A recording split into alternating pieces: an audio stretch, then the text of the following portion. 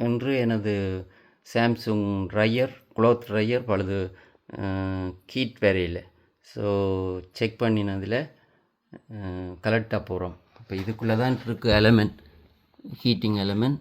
So இதில் இந்த screw, இதில் உள்ள ஸ்க்ரூ கலட்டி போட்டேன்.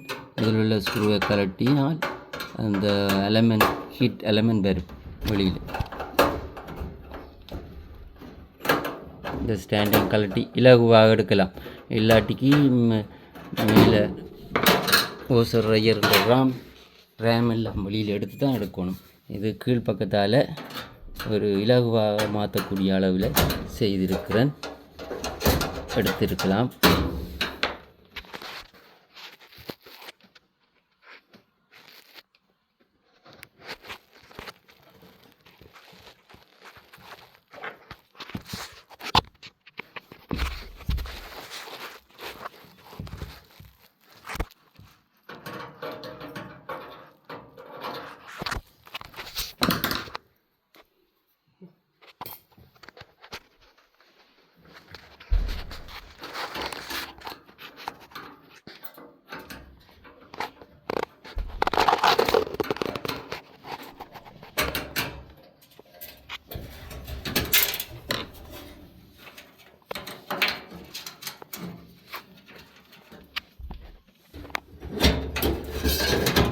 இந்த ப்ராக்கெட்டை முதல் வெளியில் எடுத்து போட்டு வச்சு இனி எலமெண்ட்டை வெளியில் எடுக்க போகிறோம்.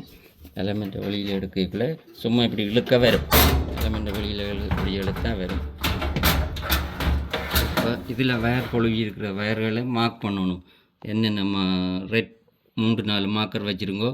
Colour red black and mark பண்ணினா இலகு வயருக்கு உங்களுக்கு திருப்பி மாற்றக்குள்ள. ஓகே,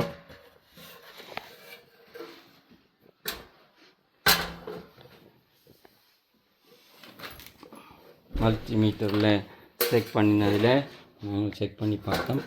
எலமெண்ட் எல்லாம் ஓகே, ரீடிங் வேலை செய்யுது. இந்த சுவிட்சை செக் பண்ணி பார்ப்போம். தெர்மஸ்டர் தான் வேலை செய்யலை.